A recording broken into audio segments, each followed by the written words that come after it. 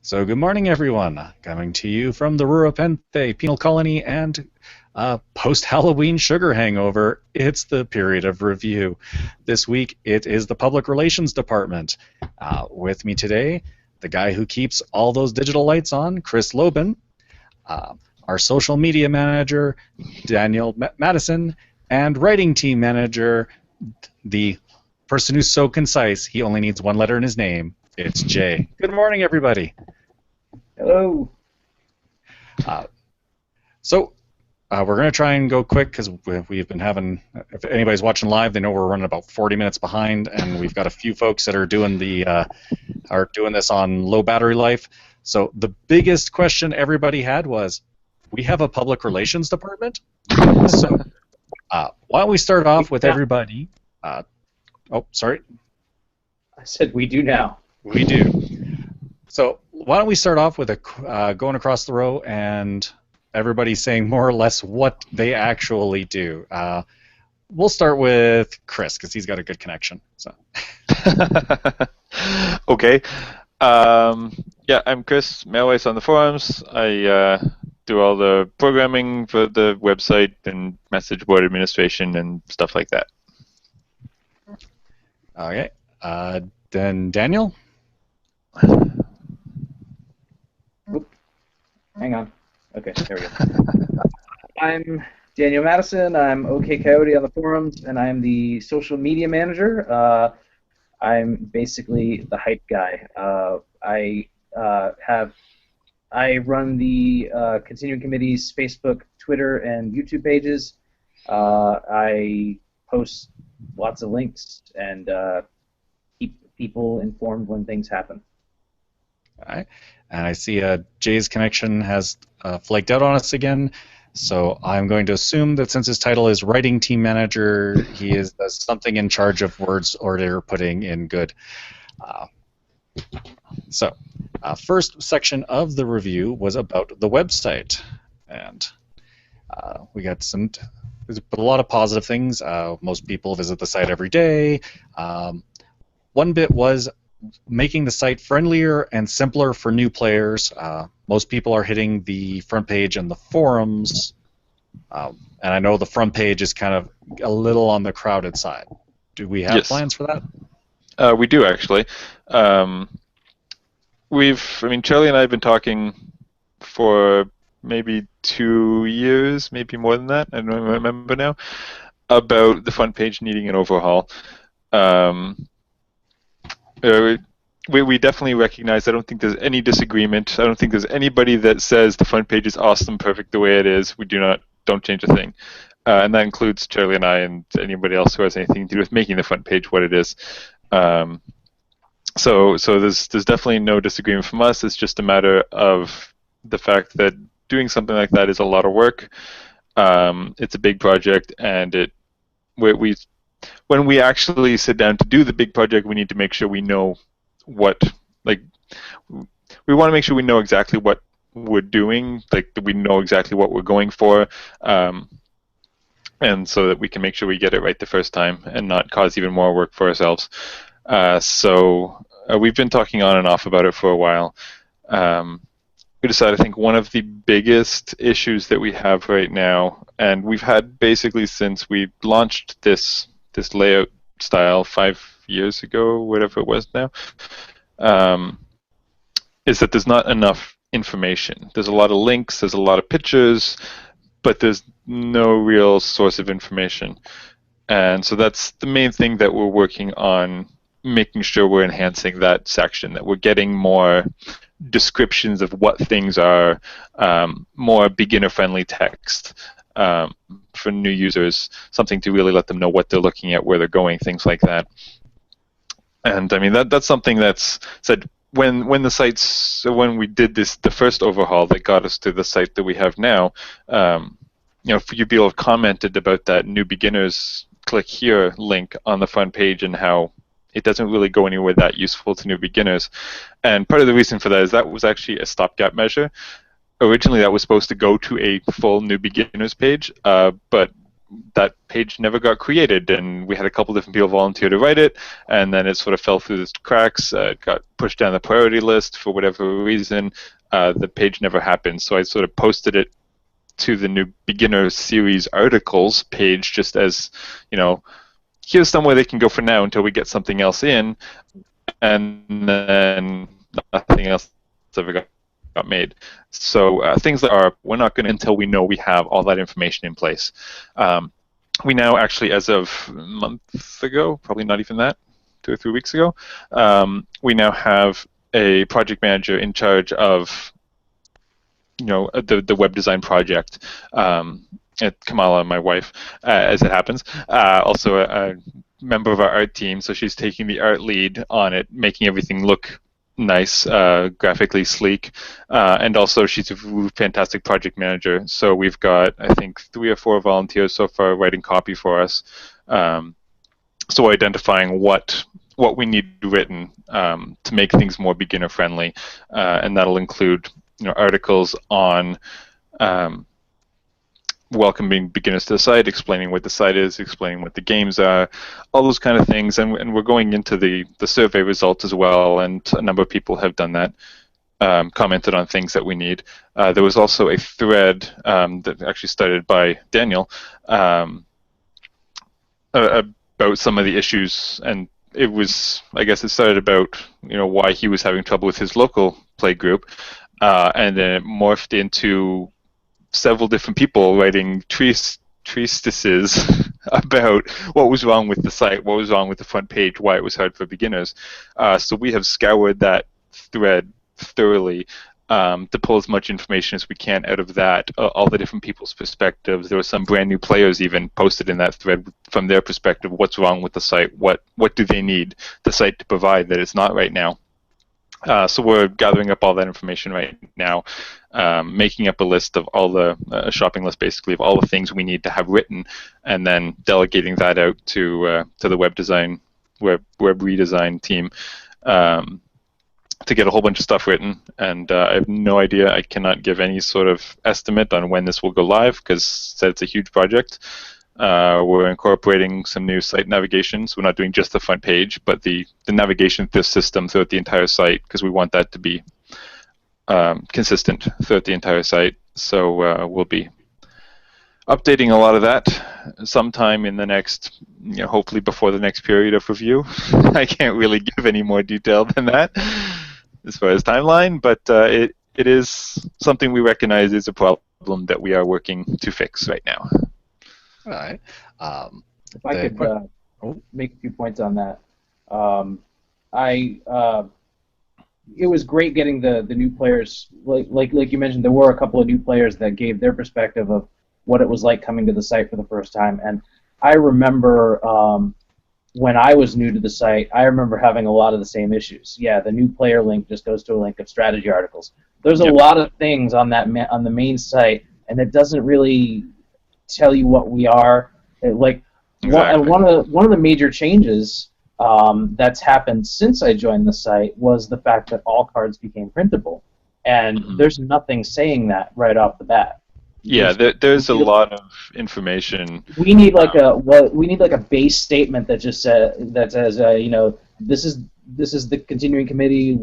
We're continuing the game from Decipher. We're continuing to release new cards. Everything's free. Everything's printable. And everything you need is here.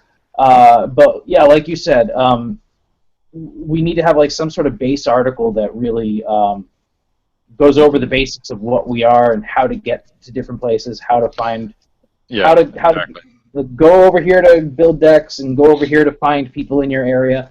I think also a few people, including myself, have thought about making YouTube videos that kind of cover this stuff, whether it's just like describing where to go on the site or even going through a couple of gameplay videos. And that's great. The thing, like, just like with the site redesign, it's going to take time to do all that. Yes, and that is actually another project group that has been going for about 6 months now. We haven't had anything to share yet, and we've actually sort of been on hold for a little while now. That was something I started up when I started a new job 8 months ago, I guess, whatever, where I'm working from home now and recording video for a living, essentially. So I thought, hey, I'm going to have all the fancy equipment. I can do some of this for the site as well. And then, unfortunately, the fancy equipment hasn't shown up yet. I've been doing other projects and stuff instead, which is part of why it's been put on hold, because I'm waiting to, get my nice camera and everything. But that is definitely still on our list of things to do. List a million miles long, but it is on there. And hopefully, if more of my equipment starts to show up, then we'll get that back, get going back on that again as well, and get some gameplay videos, some introduction videos, things like that to help users figure out what they're doing. Awesome. The next section was about the deck builder, which everybody loves, and which means, of course, they have a whole laundry list of things that they want added to it. So how about we just shotgun through these, and you guys can tell us if it's happening, it's not happening, or if there's some reason why we don't have it. High-definition images. Everybody wants to print high-def cards. This is more. I think that's more of an art team thing. Like we don't have high-definition images for a lot of the old Decipher cards. Yeah, for all the Decipher stuff, what's up there now is what we have. It's the best that we're going to get, and that's why one of the reasons, in addition to block play, one of the reasons we've put out supplemental sets is to get some of those cards redone with better art, with high quality art. It's not something that the art team can feasibly do with everything. It's just too much work. Yeah. Okay. Next one on here is I was listed as just integration with the database. So I'm the deck builder is integrated with the database. I'm not sure what the question is. Not entirely sure either. That's the entire comment. So moving on, they want to be able to copy parts of a deck around. The example they gave was to be able to go into one deck and just copy the dilemma pile and then paste that into a different deck. Yeah, that's one I've seen suggested around a few times over the years. And yeah, I've had some thoughts about it. I haven't gotten anything done about it yet, obviously. Sort of fairly low priority, I think. Right. Ideally, from a game designer standpoint, the game designers don't want people just dropping the same dilemma pile into every single deck. The dilemma pile should be a little more customized to what your deck is, right? Now, obviously, in practice, that's not something that's not true for every affiliation. There are some specific deck types that work best with some specific dilemma piles, but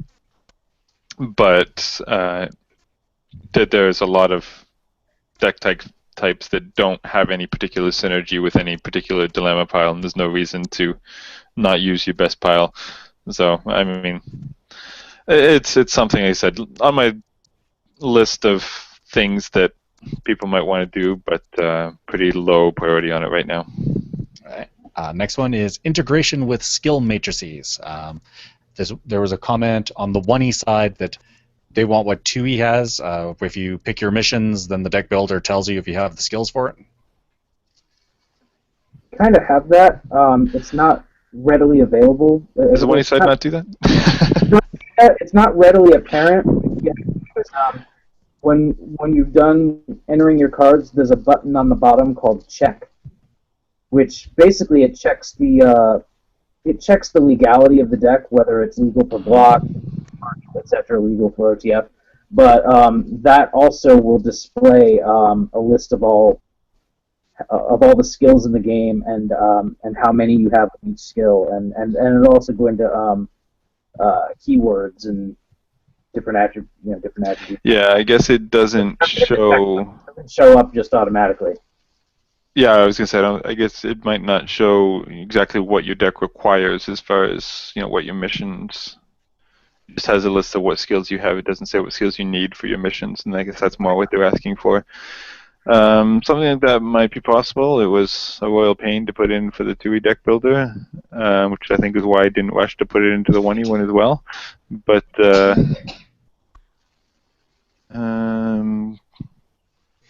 aside from being a massive headache, I don't think there's any specific reason why I couldn't eventually do that for 1E.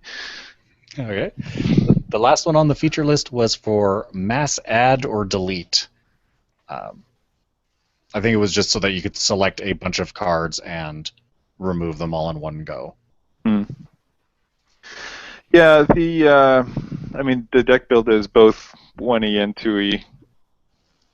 But as you look around the site, you can sort of get a feel for what order I program things in based on, at least I am acutely aware as I look at things, of based on what tools I'm using in different places, because as my programming got more refined, I started using better techniques, and the deck builders were really sort of early in the process, I think. So some of the stuff they do, especially in the non-premium deck builders, which was what I made first, and then I applied what I learned there to make the premium deck builders, and kept growing from there. But even the premium deck builders, there's definitely some things that I could do better now that I look back at them. But that's an area I haven't really done much in, aside from the search engine. Premium deck builder I haven't really done much in for a couple of years, so eventually I'm sure I'll get back around to it and learn some new tricks, interface tricks, and input-output stuff, and if I can come up with better ways to do some of that. Okay. And the last note on the deck builder is the section for why do you not use the deck builder? We had 0 responses for that. Nope. Apparently everybody uses it. So moving on to forums, the question on what do you liked best about the forums basically summed up as, we have forums, and they work. Good. On the bad things, the biggest one, the question would be summed up as, why does our search suck so hard? Yep. It does. Sorry, do you want more answer than that? Is there anything we can do about it, or is it just that it sucks? I have tried to tweak it in the past. It didn't seem to help much. I could try to tweak it more. The problem is every time I changed the settings, the indexing settings basically, to change how common a word is before it stops indexing it, which is essentially the problem. If anyone hasn't tried the search, almost every word you put into the search, it says, no, that word's too common, you can't search based on that, which makes it really useless. So I've gone in and tried tweaking the indexing settings before to make it search on everything, no matter how common it is. Not on everything, but to widen the net a bit. As soon as I make any changes to it, it says, okay, now I have to reindex the entire forums, and the entire forum is so big that I think last time it took literally 36 hours of processing to reindex the forums. And that basically slows down the entire site for 36 hours. So I'm really hesitant to fiddle with it too much, because I don't want to crash the entire site or slow down everyone else's browsing experience because it's busy trying to reindex an enormous database. But at some point I think I have to bite the bullet and go in and see if I can tweak it a little bit further to make it a little better again. I just haven't done that yet. Right. The other one that I think was kind of there were some comments on, hey, we need more discussion on these things, or reorganizing the forum structure. There was a request for articles to be not a sub-forum. But the other main theme basically be summed up as this comment: making mean people be nice. Do we have a magic wand we can wave to do that? So the next bit is, there was, let's see, but on the other hand, the forum still had, why do you not use the forums? and nobody put a comment in for it. So the next piece of this would be social media. So we will pick on Daniel for a little bit here. Oh, goody. So the question on, I think one of my favorite ones was they were asking what other social media should we be on, and the answer was, no, we're good. Other social media is lame. That's good to hear. Technically, I have the Facebook, the Twitter, the YouTube, and the Google Plus. I don't really use the Google Plus. Nobody does. I have not posted anything to Google Plus since I took over. I don't think anyone really cares. If people would rather I do that, then let me know. But I think as far as I think if things are going to Facebook and Twitter, then people are pretty up to speed on what's going on.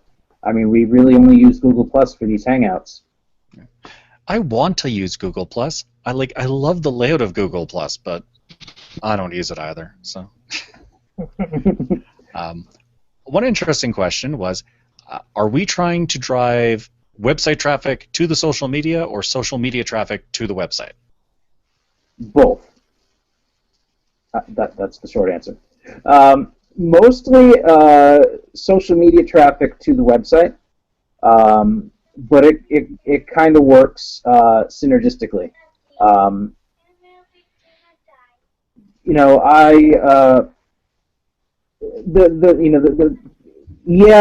guess by putting spoilers up on Facebook and Twitter and making them exclusive to those sections, we're making you go back and look at them. But primarily, it's the other way around. Like if you're paying attention on Twitter, every single article that goes up ends up on Twitter. Every single article that is on the site, I'll make sure gets linked on Twitter. I'll save Facebook for stuff like spoilers and some of the bigger announcements, like if a big tournament happens or if cards get errated or something like that. Anything where, hey, you really need to know this. But that way, if you're not on the site so much, if you're more like a casual player and you're not checking the site every day, this is like a reminder to you, hey, stuff's happening. Come back and look, see what's going on. All right. The other part was for what sort of things do people want to see, and spoilers, obviously. People were happy with article links, and then there was a question on, can we do more coverage of high-level events? Yes, and we're working on that. It's something that I'm still adjusting to.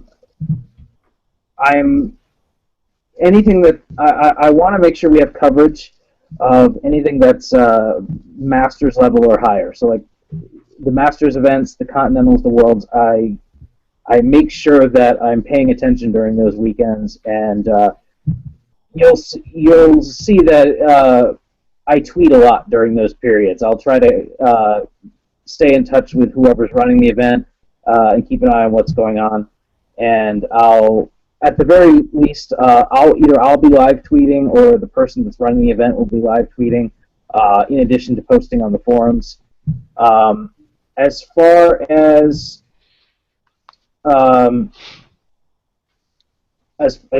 more than that, something like video coverage has been talked about, but it really is, for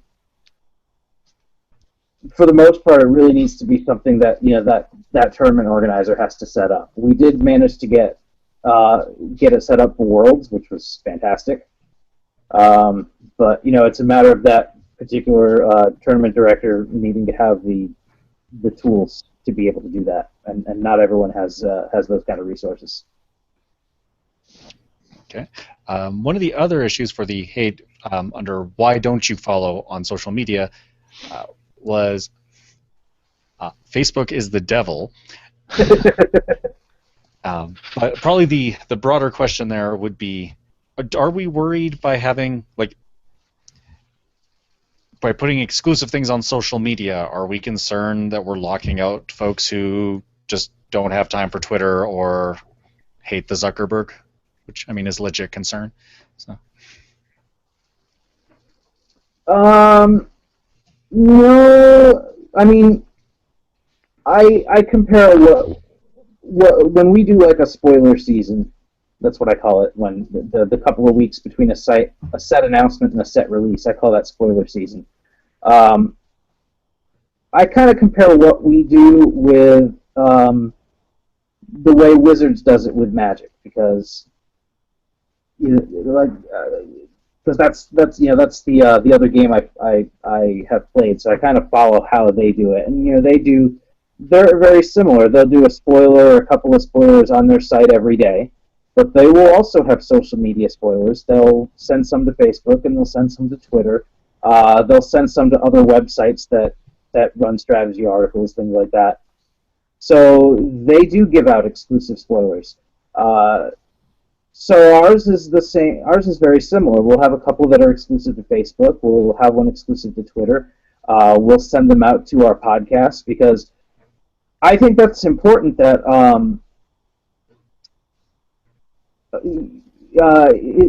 again, it's a synergy thing. If you're following us on Facebook and you're following us on Twitter, then you're getting the whole experience. And if you're listening to our podcast, the Section 31s or whatever, then you're helping support our content creators, and I believe in giving them exclusive spoilers. Then you're rewarding them for volunteering to give us more content, which is fantastic. We don't have a lot of that, so anyone that chooses to put in time to do that should get rewarded with things like that. And as far as a Facebook exclusive experience, you're not missing much. If you miss a spoiler or two, the whole set comes out in a week or two anyway. You will, if you don't check Facebook, you will still get the whole set. You'll just get it a few days later. Generally, someone ends up taking the spoiler and putting it in the forums at some point anyway, which we try to discourage, but someone will usually end up doing it anyway, so it's not that big a deal. All right. So moved on to the articles side, and there was even less. Everybody was very happy with articles, but there's one that I'll get the two of you guys to comment on here, and it was on scheduling. And the question was, why do we always get articles in big clumps? Can't we just do one every Tuesday? And can't we keep it even between 1E and 2E, because it's always a batch of 1Es and a batch of 2Es? Well, I know our writing manager is not in the chat at the moment, but or not on the call, I should say. But I know that obviously we tend to clump towards a specific game when that game's set is about to come out. So when there's a new 1E set on the horizon, then you tend to have more 1E articles, and vice versa, because most of the articles are going to be about the cards in the upcoming set. We tend to fall into a more weekly format when we're in the middle of tournament season, like when you have regionals and continentals coming up, because you have a couple of people that write weekly articles based on what regional decks were played this week. Lucas Thompson with his Road to World Series has been great at that. Just having a regular article every week that covers, these were the top decks of the last week. As far as having balanced content outside of that period, I would have to defer to Jay on that. But it's a matter of having volunteers that are willing to put in that kind of effort to have a regular article. All right. So we do have a couple more articles questions, but I'm going to save those, and we'll see if we can get Jay on later and maybe tack it on to the end. So for the two of you guys, is there anything do you folks want to address on this year? Not particularly. I mean, I think, yeah. Said my main project right now is we're working on the web design website overhaul. So that's a thing that's happening. um, and taking up most of my time at the moment. And yeah, I mean, there's always other little projects going on and other little um, requests, bug fixes, whatever that I get to as soon as I get a chance to, and most of them end up going from being suggested to being completed in fast enough that there's not much time, not much point in announcing anything in the middle. So when it's done, and when I finish something, you'll see it. Nice. Daniel, anything you want to bring up? Well, in my case, for the time being, I'm going to keep doing what I do. I sort of had an outline when I started the position of what my plans were, what to do with it, and I basically have four main focuses that I consider with this job. The first one is announcements, making sure if you're not on the site, if you're just checking Facebook and Twitter, you get all the announcements. Anything big that happens, you know what's going on. The second is to spotlight our content creators, anyone who writes articles for us, anyone who makes podcasts for us, stuff like this here, the period of review. Any content that gets made about the game, I want to publicly recognize. The third is tournament coverage, and then the fourth is to encourage social interaction, because that's the whole point of having social media, is to be able to give people the opportunity to talk about what's going on. The one thing that area, I think it was brought up already, but the one area that I want to be able to work on a little bit more is tournament coverage, and also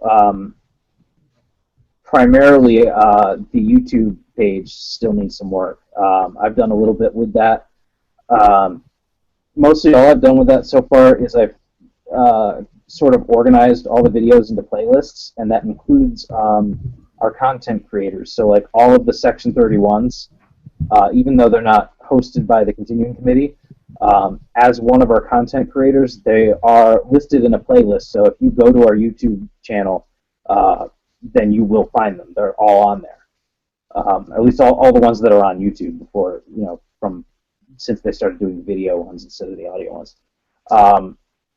But the YouTube page is still something that needs a little bit of work, and like I mentioned, one of the main things I want to see is we need to get some basic introductory videos on there, explaining the site and how to use it, and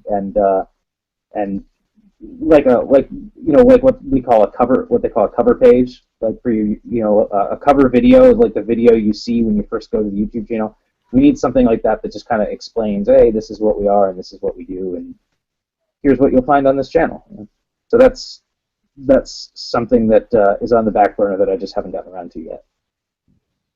All right. And as an aside to that, I did get past call it an advertisement. The Continuing Committee is looking for a passionate volunteer to become our new Director of Public Relations. In other words, do you want to be these guys' boss? There's a job opening. The position has been vacant. It's being reactivated in order to ensure that the Continuing Committee has someone dedicated to supporting the game and the community outside organized play alone.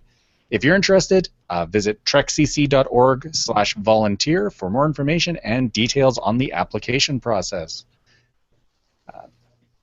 And if there's nothing else, we will bring this to a close. The next podcasts are next weekend, November 7th and 8th. It's the second edition on Saturday at 1 p.m. Eastern. First edition's on Sunday at 5 p.m. Eastern. And if you're tired of listening to my voice, you're in luck, because these ones are hosted by Maggie Geppert, that's JetziaDax8 online, and she is tackling those. I am off at my wife's birthday. So Thank you again to everybody who came, Daniel, Chris, and Jay, who made a heroic effort to try and get his computer to work. I think he's still rebooting and fighting with it now. We'll see if we can arrange something separate to catch up on his end of things. And until next time, this period of review is at a close.